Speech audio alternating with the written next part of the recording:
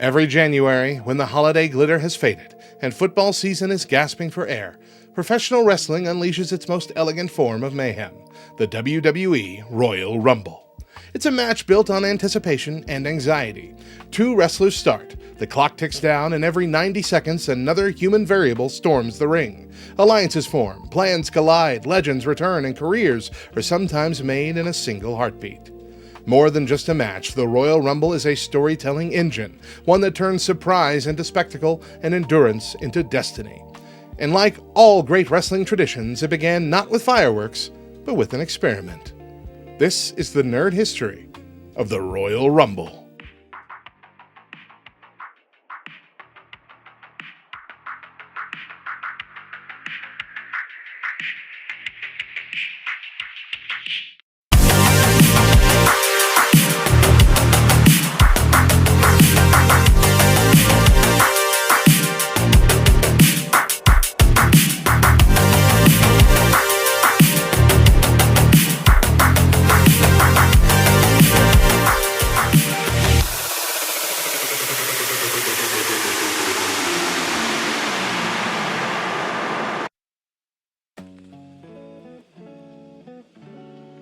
The inaugural Royal Rumble took place on January 24, 1988 in Hamilton, Ontario. Not on pay-per-view, but as a televised special on the USA Network. This wasn't yet a grand tradition, it was a test run. The brain behind it was Pat Patterson, a master of match structure who understood that wrestling thrives when athleticism meets controlled chaos. The rules were simple but revolutionary. 20 men, staggered entrances, elimination by being thrown over the top rope with both feet hitting the floor. No pinfalls, no submissions, survival was the only currency that mattered. The ring quickly filled with familiar faces of the late 80s WWF. Hulk Hogan, One Man Gang, Tito Santana. But the man who outlasted them all was the rugged 2x4 swinging brawler, Hacksaw Jim Duggan. Duggan's victory didn't come with a WrestleMania contract or a golden ticket to superstardom. Those stakes would be added later, but it proved something crucial. This format worked. The crowd stayed engaged. The countdown clock built tension. Surprise entrances sparked instant reactions. In one match, the WWF had stumbled onto a new annual ritual, one that could celebrate the past, showcase the present, and foreshadow the future. The Royal Rumble wouldn't truly become a juggernaut until it moved to pay-per-view the following year, but in 1988, the fuse was lit.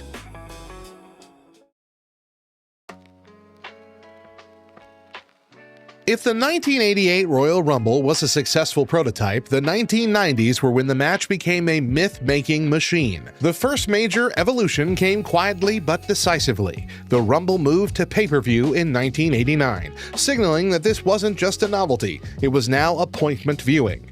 By the early 90s, the match expanded to 30 competitors, giving it the epic sprawl it still carries today. More wrestlers meant more stories unfolding at once. Mid-carders chasing relevance, veterans clinging to one last moment, and rising stars daring the audience to notice them. But the true turning point arrived in 1993, when the Royal Rumble winner was granted a championship match at WrestleMania. Suddenly, survival wasn't just impressive, it was destiny.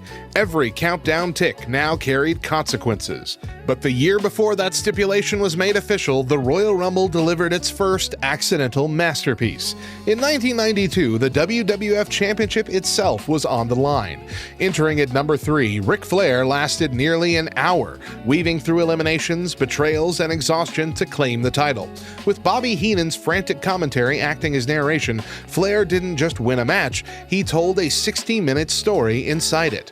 The performance reframed the Royal Rumble. It wasn't chaos anymore, it was long-form storytelling. As the decade rolled on, the WWF became more intentional with Rumble psychology. Entry numbers became characters themselves. Number 1 as a death sentence, number 30 as a golden blessing. Finish innovations emerged, like Shawn Michaels winning the 1995 Rumble with one foot barely touching the floor, rewriting what elimination meant. Feuds collided organically, with rivals ignoring the bigger picture just long enough to cost themselves victory. And then there was the rise of the anti-hero. By the late 90s, the Royal Rumble had become a launchpad for the WWF's most volatile personalities. In 1997, Stone Cold Steve Austin won his first Rumble. Not cleanly, not politely, but by exploiting chaos and authority blind spots. It was perfectly on brand. Austin didn't just survive the system, he gamed it. That theme would define the Rumble moving forward. The match wasn't about fairness, it was about awareness, timing, ruthlessness. By the end of the decade, the Royal Rumble had fully evolved. A January tradition, a WrestleMania gateway, and the one night a year where anything, returns, betrayals, coronations, felt possible.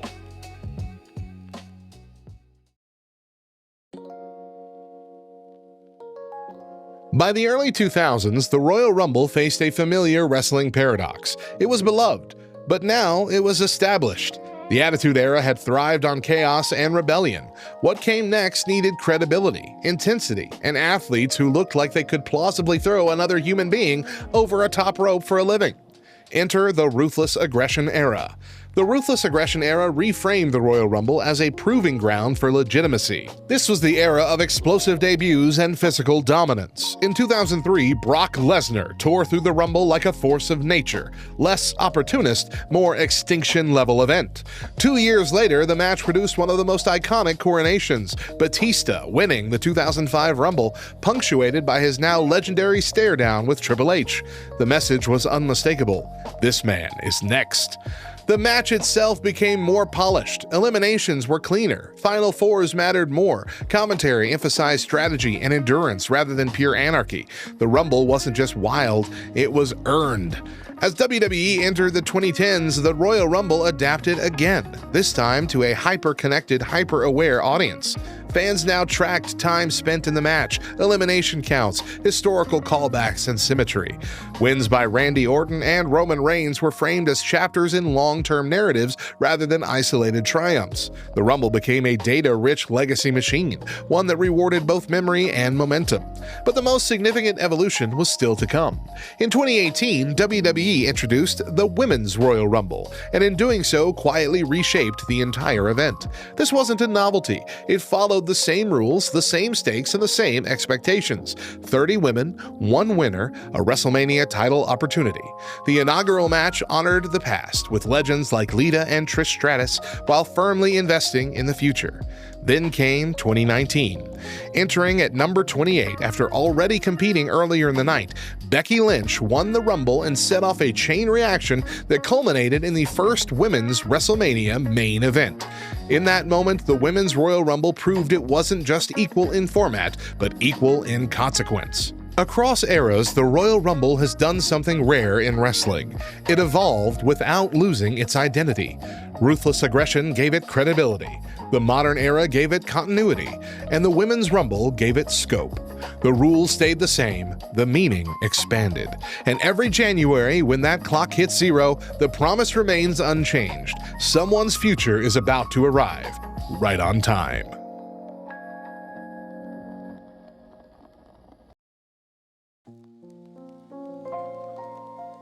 More than championships, more than main events, the Royal Rumble's most reliable magic trick is this: resurrection.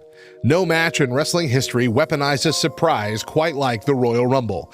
90 seconds of silence, a red countdown clock, a single buzzer, and then collective disbelief. The Rumble isn't just a contest, it's a controlled environment for shock, nostalgia, and revelation.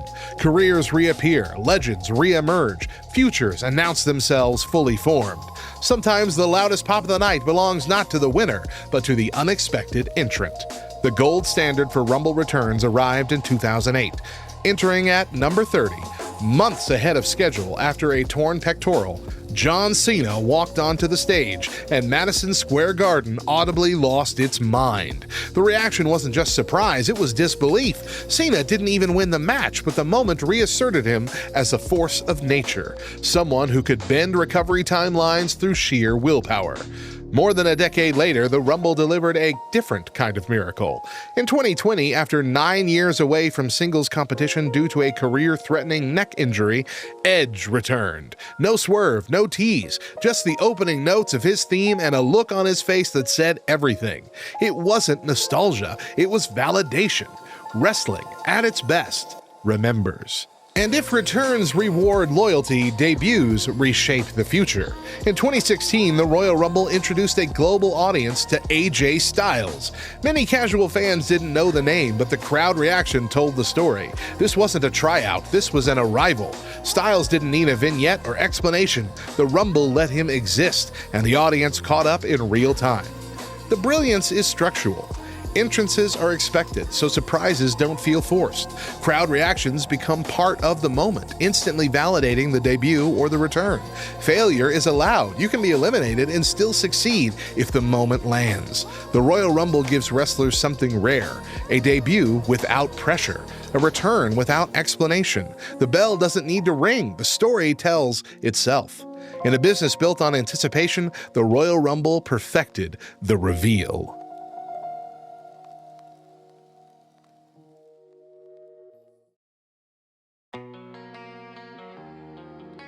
On paper, every Royal Rumble entrant has the same objective: survive and throw everyone else out. In practice, the entry number changes everything. Over time, the Royal Rumble has trained fans to think like gamblers and generals, calculating odds, reading momentum, and projecting fate based on a single digit drawn backstage. The brilliance of the match lies in how WWE turns math into mythology. Entering first isn't just difficult, it's existential. Wrestlers drawing numbers 1 or 2 know they must wrestle a completely different match. This is about pacing, awareness, and selective engagement. You don't win early. You avoid losing. The ring fills, bodies pile up, the smart entrant stays near the ropes without flirting with elimination, picks moments carefully, and lets chaos consume others. When victories do come from these positions, like Shawn Michaels in 1995 or Chris Benoit in 2004, they're framed as feats of endurance bordering on heroic myth. These wins tell the audience, this person cannot be broken. The so-called dead zone, roughly entries 10 through 20, is psychologically treacherous. You're not fresh, you're not legendary, and you're surrounded.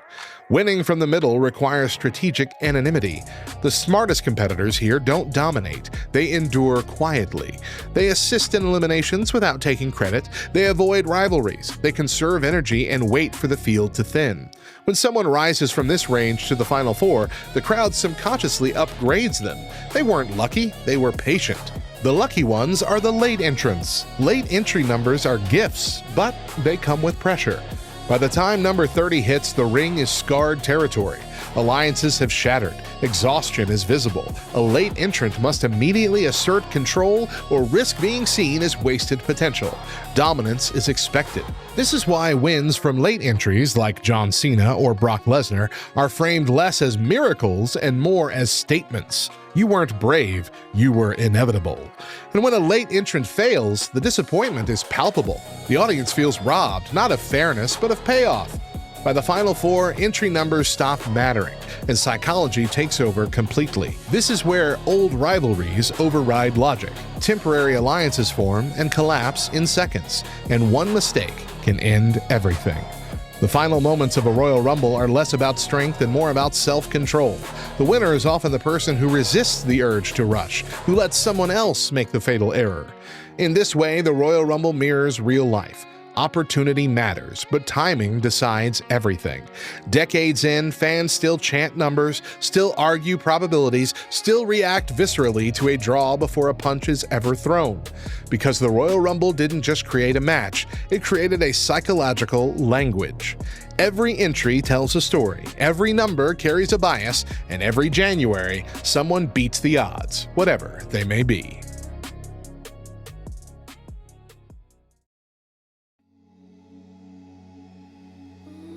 For all of its moving parts, the Royal Rumble is ultimately remembered for how it ends. The countdowns fade away, the ring clears, the noise sharpens, and suddenly, after an hour of chaos, the entire match hinges on one slip, one shove, one miscalculation. The greatest Royal Rumble finishes don't just decide winners, they crystallize legacies. No Royal Rumble finish is discussed with more reverence than Ric Flair in 1992, entering at number 3 and lasting nearly 60 minutes. Flair outmaneuvered Sid Justice at the end to win the WWF Championship itself. What makes this finish legendary isn't just endurance, it's structure. Flair looked exhausted, vulnerable, human, and when he finally dumped Sid over the ropes, it felt earned in a way wrestling rarely achieves. This wasn't a stunt, it was a novel with a perfect final sentence. In 1995, Shawn Michaels was eliminated, or so everyone thought, but only one of his feet touched the floor. Michaels re-entered, eliminated the British Bulldog, and won the match. The finish rewired how fans watched eliminations forever. From that moment on, audiences leaned forward, watching feet as closely as fists. It was clever, controversial, and unmistakably HBK, winning not by power, but precision. Sometimes greatness is planned, sometimes it happens by accident. The 2005 Royal Rumble came down to Batista and John Cena, who tumbled over the top ropes simultaneously. Both feet hit, for both men, at the same time. The referee froze. Vince McMahon stormed to the ring and famously tore both quadriceps trying to restart the match. Batista ultimately won, but the chaos made the finish feel raw, unpredictable, and real. It was the Rumble at its most alive. In 1997, Stone Cold Steve Austin was thrown out, unnoticed. While Bret Hart, The Undertaker, and others continued to fight, Austin slid back in and stole the win. It was rule-breaking disguised as genius. The finish didn't make Austin a hero, it made him dangerous, and it perfectly aligned the Rumble with the Attitude Era's moral gray zones. Some wrestlers don't just win Rumbles, they understand them. Stone Cold Steve Austin was the undisputed Rumble specialist. 3 wins, countless eliminations. Austin treated the match like a bar fight with rules he was willing to bend. He knew when to disappear, when to strike, and when to let others self-destruct. HBK mastered Rumble geometry, rope awareness, timing, fatigue management. His wins and deep runs were chess matches disguised as sprints. Ric Flair's Rumble success wasn't about strength, it was instinct. He survived by reading rooms, hiding behind alliances, and striking only when necessary. The Rumble rewarded his lifelong philosophy. To be champion, you don't need to overpower everyone, just outlast them. When Brock Lesnar dominates a Rumble, it feels less like competition and more like inevitability. His mastery comes from redefining expectations. The Rumble stops being chaotic and becomes a countdown to extinction. The greatest Royal Rumble endings work because they reveal character under pressure. Not just who can throw hardest, but who can think clearest when exhaustion sets in. That's why fans remember the final moments more vividly than the first 50 minutes. Because in the Royal Rumble, history isn't made by entering the ring, it's made by refusing to leave it.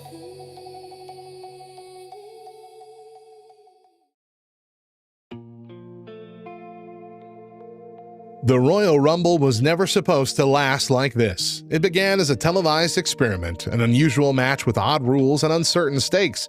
And yet nearly 4 decades later, the Royal Rumble remains one of professional wrestling's most durable creations. Not because it constantly reinvents itself, but because it doesn't have to. The rules are sacred, the countdown is eternal, the chaos is controlled.